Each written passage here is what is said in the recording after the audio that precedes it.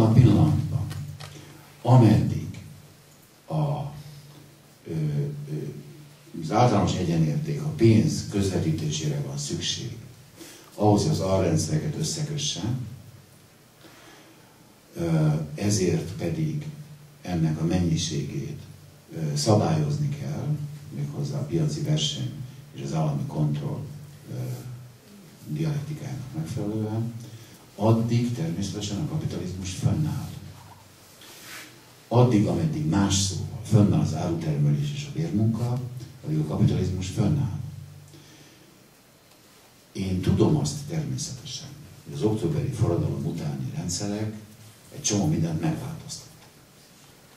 Megváltoztatták például azt, hogy az államhatalom középpontja az a termelési egységekben volt, nem pedig a gazdaságon kívüli nyilvánosságban, mint a polgári társadalmakban. Vjerovatno ste primetili da nikad nisam koristio reč diktatura, niti sam se pozivao na tu vrstu argumenta.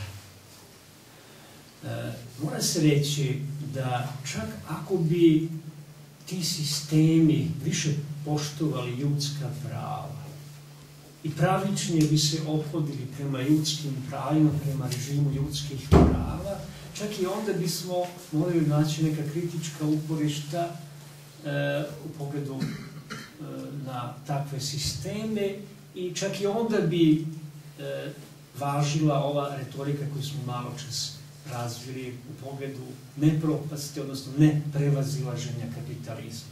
Zapravo, dok god postoji opšti ekvivalent, novac koji povezuje te podsisteme u smislu politike i ekonomije, mora da postoji robna proizvodnja, mora da postoji i najamni rad, a samim tim postoji sve ono što to povlači za sobom.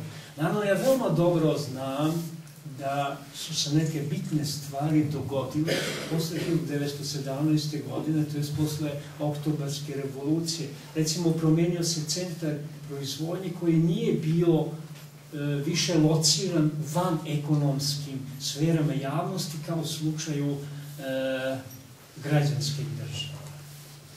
Mindjárt befejezem.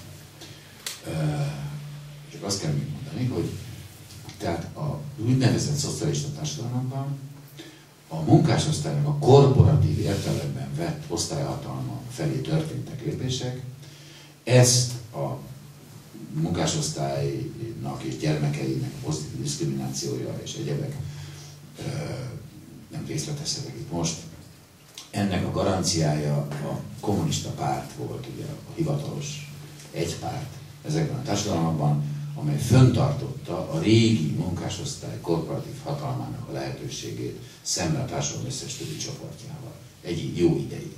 Aztán később ez is egy általános jóléti politikában feloldódott. Ezek specifikumok, amelyek más társadalomban nem léteztek. De amennyiben, mondom, föltesszük az alapkérdést, hogy normatív értelemben történtek komoly lépések a szocializmus, a kommunizmus irányába, azt kell mondanom, hogy nem történtek. Ilyen értelemben a klasszikus munkásmozgalom vereséget szenvedett, célját nem érte el, áldozatai hiába valóak voltak. Ezt nyugodtan elmondhatjuk. Márpedig ezek az áldozatok hatalmasak voltak, soha a történelemben ilyen tömeges hősiességgel, ekkor áldozathozatalval nem találkoztunk.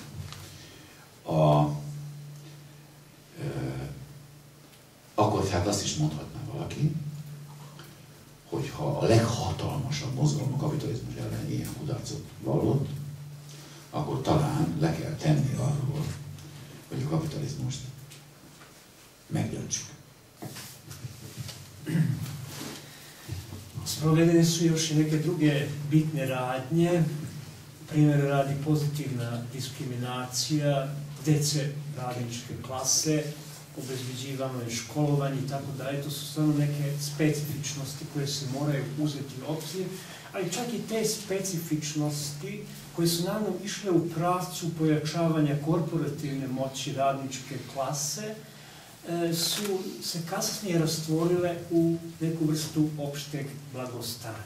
Ako mi hoćemo, znači, da sabiramo sve ono što smo rekli, ako hoćemo da napravimo neku vrstu pregleda, onda bez daljnjeg moramo izreći dijagnozu da je klasična radnička klasa, znači, doživjela poraz. Ona je doživjela poraz, naročito uzimavši obzir neumitnu činjenicu da je ona bila podređena ogromnim žrtvama, tako reći, nijedan pokret u istoriji nije bio podređen takvim žrtvama kao što je znači, radnički pokret, odnosno kao što je radnička klasa. I ako to sad uzimamo u obzir i pokušavamo izvući konsekvencije i svega toga, postavlja se neminovno jedno drugo pitanje. Ako je najveći mogući pokret protiv kapitalizma doživeo poraz i neuspjeh, da li možda moramo da kažemo da se kapitalizam i ne može srušiti? Tehát akkor fölkötönjük az alapkérdést. Miért is kell akkor megdönteni a kapitalizmust, hogyha láthatólag ez ilyen nehéz? És ekkora tévutakhoz vezethet ez a törekvés. Erre többféle választ lehet adni ennek kérdésre. Az egyik válasz az az, hogy muszáj megdönteni a kapitalizmust, amennyiben meg akarjuk menteni az emberiséget, amelyet a kapitalizmus minden jel szerint nagyon gyorsan elpusztít. A második lehetséges, hát haladunk befelé, pusztulás felé, roham lépnek. A második válasz az az, hogy a kapitalizmus éppen a maga végtelenül rugalmas, végtelenül fejlődőképes, változékony természetével, amely az alapvető kritériumok fenntartása mellett a kulturális, szociális és politikai formákat váltogatja. Az alapvető karaktere láthatólag megmarad. Semmilyen változás a parlamenti demokráciától a sztálinista diktatúráig, a jóléti államtól az államok lebontásáig, az arisztokratikus liberalizmustól a szociáldemokráciáig és a legelbutultabb fogyasztói társadalomig nem szüntette meg az alapvető ellentmondásokat, és nem szüntette meg azt a tényt, hogy a termelés, a gazdasági tevékenység, amivel a legtöbb ébren töltött óránkat eltöltjük, olyan célokért megy végbe, amelyek a termelők saját céljához semmi közük nincsen, ezt nevezik el idegenedésnek. Ennek következtében a kapitalizmuson belül végrehajtott javítások mindegyike tönkre megy, és a természet és az emberi világ pusztítása, a kultúra tönkremenetele és az általános erkölcsi dekadencia, ezek nem újdonságok, ez folytatódik. Következésképpen morális és intellektuális értelemben is érdekünk a kapitalizmus megdöntése. A harmadik, jó, azt hagyom a végére. No, još uvijek smo na normativnoj ravni. Znači, zašto valja rušiti kapitalizam ili srušiti kapitalizam, ako je to toliko teško? I postoje nekoliko odgovora na ovo jednostavno pitanje. Prvi najjednostavniji odgovor je da valja možda spasiti čovečanstvo koje ide u provaliju, koje će pasti u provaliju. Drugi mogući odgovor je da uprkos neverovatnim fleksibilnim formama, protejskim formama kapitalizma, jer kapitalizam se neprestano menja, on ima neku neprestano samo transformaciju. Znači, uprkos svim tim protejskim formama, uprkos toj nezaustavljivoj dinamici, još uvijek postoji ta ona osnovna protivrečnost, a to je, znači, da se ono osnovno, naime, proizvodnja vrši zbog takvih ciljeva I na taj način je to potpuno suprotno s obzirom na naume, s obzirom na ambicije, zamisli i interese proizvođača samih. To je ono što inače tradicionalno nazivamo otuđenjem, odnosno alienacijom. I ovu vrstu fenomena, znači ovo otuđenje, ovaj rascjep između proizvođača i same proizvodnje, nije uspeo znači da transcendira ni najrafiniranije socijaldemokratija i najstupidnije potrošačko društvo, pa ni možda aristokratski liberalizam. És a harmadik, amivel be fogom fejezni, és utána fogok válaszolni az önök kérdésére, majd angolul, de ezt a fordítás lassúságát megspóroljuk, és téged is vegyünk pihenni. A harmadik ok, amit én legfontosabbnak tartok, az intellektuális természetű. Gondolják el, mi történik itt? Az történik, hogy a megtermelt és elsajátított értéktöbbletnek az újra beruházása fölött a társadalomnak nincsen kontrollja. Az az egyetlen eszköz, amivel bővíthetjük a lehetőségeinket, az értéktöbblet társadalmi célú felhasználása, az lehetetlen, mert a polgári szabadság ennek a teljesen véletlenszerű felhasználását védi, mint a szabadság legfontosabb garanciáját. Ezáltal a legfontosabb tekintetben a társadalom nem létezik, mint szubjektum, mint morális szubjektum, és ezért, amit az emberiség a legnagyobb energiakifejtéssel létrehoz, ennek a felhasználása teljesen véletlenszerű, és ez a véletlenszerűség általában túltermelési és túlakkumulációs válságokhoz vezet, ahelyett, hogy redukálná a munkakényszert, és lehetővé tenné az emberi boldogságot. Ennek a társadalmi ellenőrzésnek a létrehozása, ami újfajta szabadságot teremt, értelmes célja az emberiségnek, amennyiben az emberiséget, mint pusztán intellektuális projektet valósággá lehet változtatni, de olyan szubjektivizálással, amelynek egyetlen eszköze van. És ez a forradalom. Köszönöm szépen. I sada dolazi taj treći razlog zbog kojeg treba slušati kapitalizam i sa tim ćemo i završiti, a poslije ću engleski govoriti na vaše pitanja. Dakle, ovaj treći razlog je intelektualnog karaktera. Radi se o tome da se valja obazirati na sam moment stvaranja različitih modusa viška vrijednosti. Ono što u ovom trenutku možemo da kažemo, da društvo uopšte ne raspolaže sa tim modusima, stvorenim modusima viška vrijednosti. Čak bismo mogli da kažemo da društvo u moralnom smislu i ne postoji. Evo u posljednjem redu zbog toga što građanska ideologija insistira na tome da se građanska sloboda iscrpljuje u kontingentnim oblicima korišćenja različitih modusa viška vrijednosti. I ne prizna ni jedan drugi oblik slobode van toga. Dakle, trebalo bi se usmeriti ka tome. Onda se opet vraćamo do one poente u vezi čovečanstva. Ako možemo subjektivizirati pojam čovečanstva i pretvoriti ga u jedan subjekat, ali na koji način, i onda tu dolazi ta, reklo bi se, finalna poenta, kruna svega i svačega, je revolucija. Hvala na pažnji.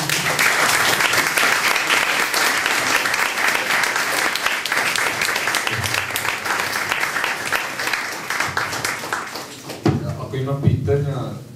Naš gost će odgovoriti na engleskom, a vi možete na različitim jezicima. Ja, mikrofon bežični, pa tako želi da digne ruku.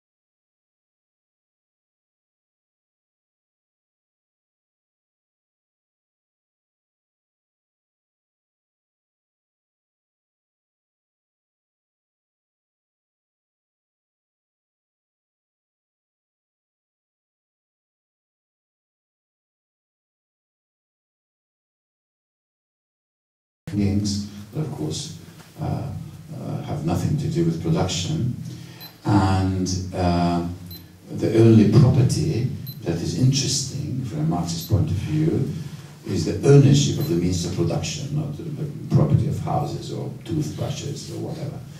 Now it's the cleavage that is also a contrast in power between those who are entitled to handle capital goods, to reinvest them, to redistribute them, and the powerlessness of the rest, to whom goods are being redistributed or not, withdrawn from them or not. In other words, the situation in which others will decide life and death of citizens by the proper or improper use of economic assets. Well, this is the state that has to come to an end. And the way in which, as I see it, the way in which a revolution that won't be a revolution like in the olden times, of them storming the Bastille or the Winter Palace. Our forebears have been storming the Winter Palace because power was in the Winter Palace. But in late capitalism, power is dispersed. Power is being networked as much as anything else, and power is hidden not because there's a conspiracy to hide it, but it's hidden because it's abstract, and you have to have the intellectual and revolutionary and subversive power to uncover it. That intellectual and emotional and imaginative and political work to uncover real power, which is simply the withdrawal of your ability to decide about the direction in which your life is going, well, that's the revolutionary work. In which political form it should happen? Well, here, of course, I would confess to my ignorance. Not in the sense of what would be an adequate form of this, because that can be invented, and then we would be utopians. No, what we need is not invention. We're perfectly capable of it, and I guess that this evening here, all of us can sit down and thresh out a new political form, a new international, and whatever. It's not that. if we want to do a revolution that is better than Lenin's revolution, right? Well, then we have to listen very carefully to the voices and to the sounds of those who are searching to uncover through acts and through thoughts the hidden nature of power. For example, those who are simply refusing to work, right? How do they have the courage to stop the vital process in any kind of modern society? I'm not talking about those people who cannot work because they cannot find jobs. I said in a publication, a recent publication of mine, you know, you don't like to be exploited, try not to exist. Well, this is, of course, is the predicament to which you are faced now. But, so therefore, I think that the revolutionary work of today is the very careful mapping of those phenomena that in one part or of another, experimentally or not, are themselves transcending capitalism already in their imagination and in their action. So what I mean is not a military action, it might come to that. We are not cowards. But but I don't think that military action can, as it did in the past, uncover and destroy such authorities and such power structures, the destruction of which will create something really new. You know, in order to risk your life, my life, other people's lives, to invest in a momentous change of human life, you have to be certain that such actions are not logically opposed to the nature of what is desirable. So this is what I mean by revolution. Revolution is a metaphor, and I'm sure you understood that. And what I have in mind, of course, is not some kind of putsch, not some kind of coup d'etat, not some kind of military insurrection, especially as no military insurrection can really get the nerve of contemporary capitalism. Okay, I can become, you know, the chairman of the Council of People's Commissars. Will thereby anything be resolved? I very much doubt it. I very much doubt it. You can, of course, get on top and prance there to will, but I don't think that this kind of political solution is sufficient. I'm not less radical than Lenin. I'm more radical than Lenin. And not that he wasn't. But the question is, where is the enemy? Where is the enemy? The enemy is not, well, here, within myself, there too, in many places, but certainly it's disseminated. It is disseminated. It's not centered. It's molecular. So when I use this metaphor, it's not to confiscate your toothbrush, sir. Most certainly not.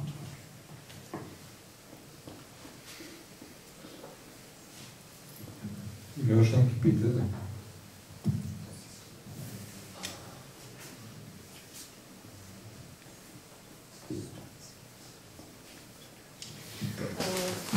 Ne tu da mikrofon. Ne čuju. Pa je nek čuju. Glasno čuju. Već ljudi iza tebe čuti. Ok.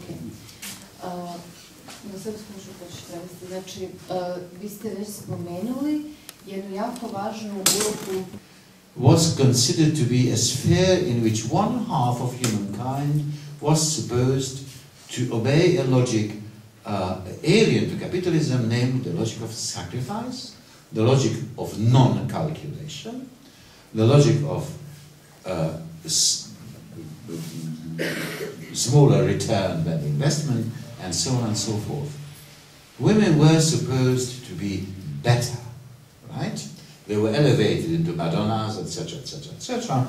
the whole heterosexual love romanticism served, you know, these elevation and concomitant humiliation of women, and in which reproduction, moreover, appeared as a totally different sphere from the sphere of production and exchange and circulation and distribution and the rest.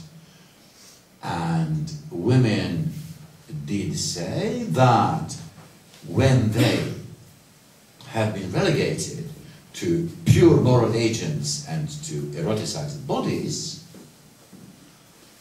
this has shown a very characteristic separation of spheres, which is the main technique of modern capitalism. What does capitalism do in order to resist everybody's disgust for this society? Not by changing, but by separating. So, you know, what do the apologists of capitalism say? Capitalism, of course, is bad. Everybody knows that. But that's only the economy. In the sphere of the rule of law, of legality, of jurisprudence, of blah, blah, blah, equity, justice, civic equality, legal protection, presumption of innocence, blah, blah, blah, reigns supreme. Okay. And without, allegedly, without the separation of the sphere of politics and law and economy and biology and all that, we wouldn't have even that, because the fusion of all these spheres is totalitarian. Therefore, you know, we won't even have, you know, therefore, and this is not only preached, but also it is a reality. Law is indeed separated from politics, and politics is indeed separated from the economy, and the economy is indeed separated from public administration, and private life with its eroticism and biology are separated from the rest, and so on. And it is exactly these separations that allow, in a society, to establish different moral standards to different actors, which contravenes the main ideal coming from Kant, from the good God, whatever, but certainly from Immanuel Kant, of the universality of humankind, which supposedly liberal societies represent as well, but they do not. But they do. And feminism has shown that there's a basic lie there, and therefore it's absolutely indispensable. And in the absence of revolution, we are living in an era bereft of revolution, of revolutionary propensities and proclivities and possibilities and so on and so forth. Feminism was the one who has shown up, at least, that the pretensions, moral superiority of the supposedly free society, of commercial society, and all that, is mendacious, it's a lie, and thank you.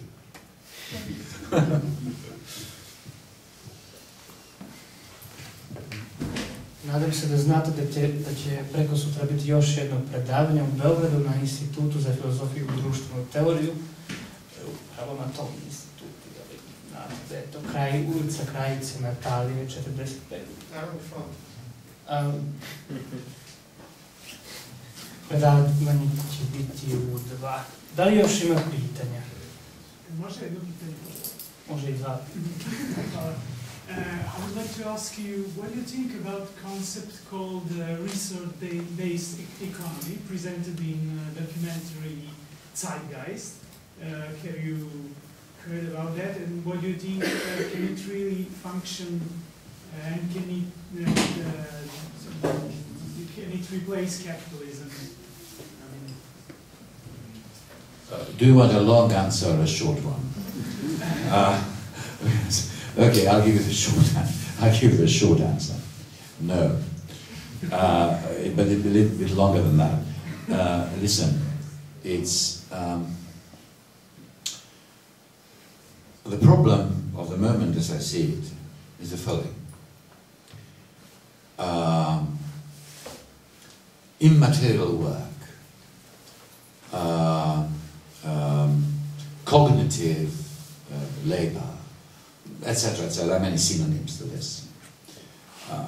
Creativity, harness the chariot of the economy, all that stuff,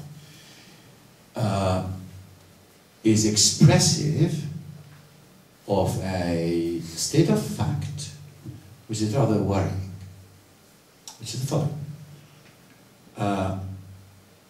As technology develops, and digitalization, robotization, automatization, biochemistry, biotechnologies, genetics, etc., are doing the work of bodies that previously have been done by actual physical people, as indeed the development of machinery has done through the times. So that for the first time in history, the majority of able-bodied, healthy, active age populations are not any longer needed in the economy, are superfluous structurally, and will never work again. Never. This is not unemployment. This is the destruction of work as a socialization model and the main pursuit of active people without capital property.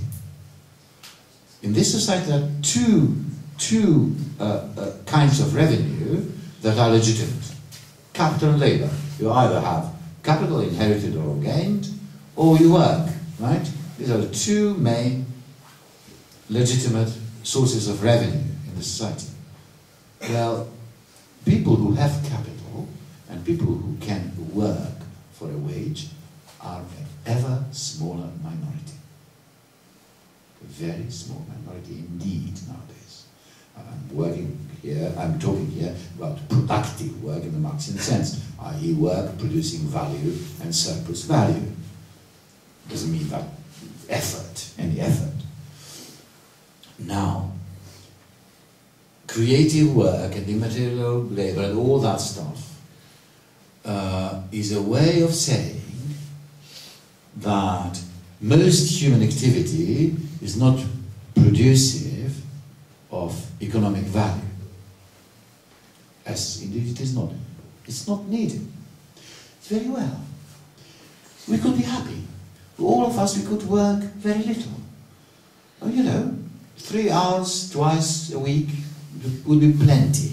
There's no more work needed. We are so many of us. But capitalism has a different logic.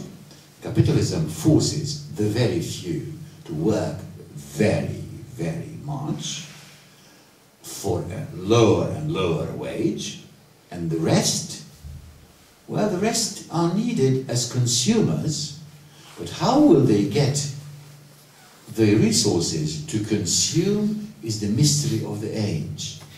For a short time, the governments and the ruling class were saying, well, if the majority of people don't have jobs, don't earn, but they are needed on the market as consumers, and also they might want to live as well, okay, then we will give them credit.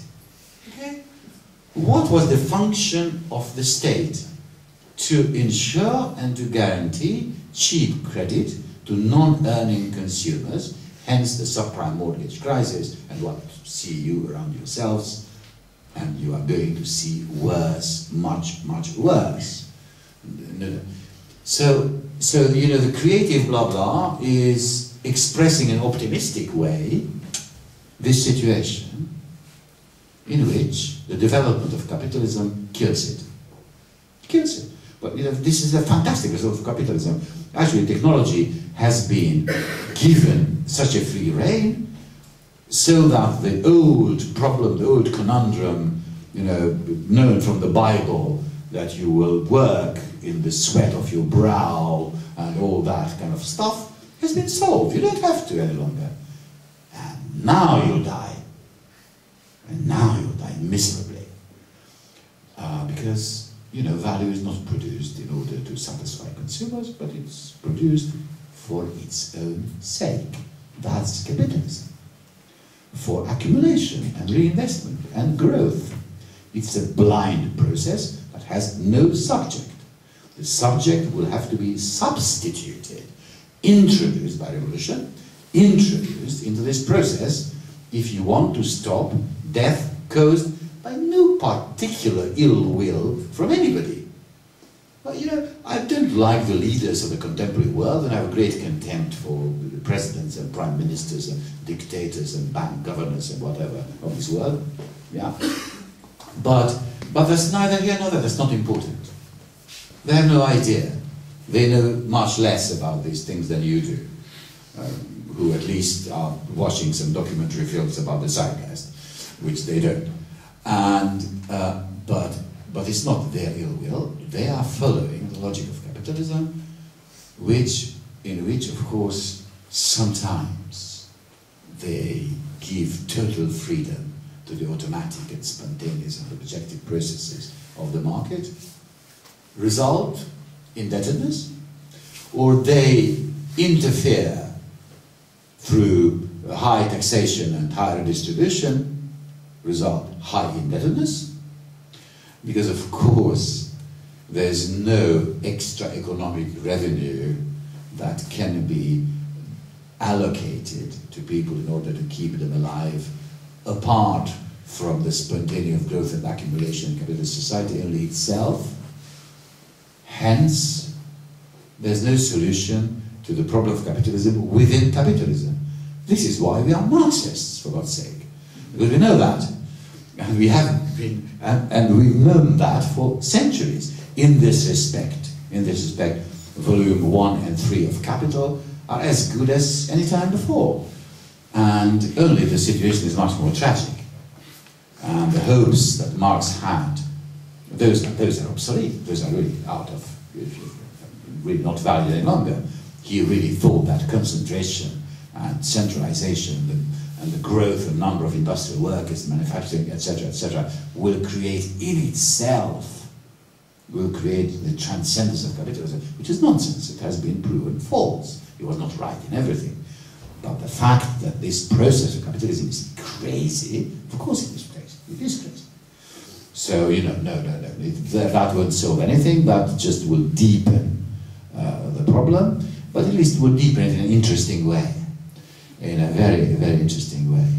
Do you know that what I find absolutely ironical, if you allow me, that the masters of the universe, who are the masters of the universe? The masters of the universe are precarious, poor young fellows in various cellars like this one, and who are creating the digital programs and the cultural ideas that are always appropriated and reappropriated by capitalism, including us. I mean, you know, we are, if revolution doesn't win, all of us, you and me, will be all gentrified. We'll be gentrified. The ideas of revolution will be realized. What is happening in contemporary capitalism? Is there a revolutionary working class? No, there isn't. You know, that was the aim of Marx. Proletariat was, you know, the worst hit victim of alienation. There is no old-fashioned proletariat. There is no bourgeoisie. Bye-bye bourgeoisie. There's no such thing. There's no proletariat. There's no church in the old sense. You know, the superstition of the old, they have disappeared. Only the superstitions of the new, and so on and so forth. All the powers, you know, listed at the beginning of the Communist Manifesto have been defeated. Who by? By capitalism itself, of course. And capitalism is still, as Walter Benjamin has said, bourgeoisie, in this sense, is the only revolutionary class in history we have known. Capitalism is still the only revolutionary force. Capitalism has learned a great deal from Marx, has learned a great deal from the revolutionary workers' movement, and especially has learned a great deal from the subversive and imaginative and resistant intelligentsia, who created the free ways in which the internet and the new digital era and its concomitant reduction in workforce has succeeded. For the internet to be effective, you need isolated, non-contacted, rootless individuals who will be willing to establish contact in this way. Well, this indeed is modernization. There you have it. Triumph, victory. Okay?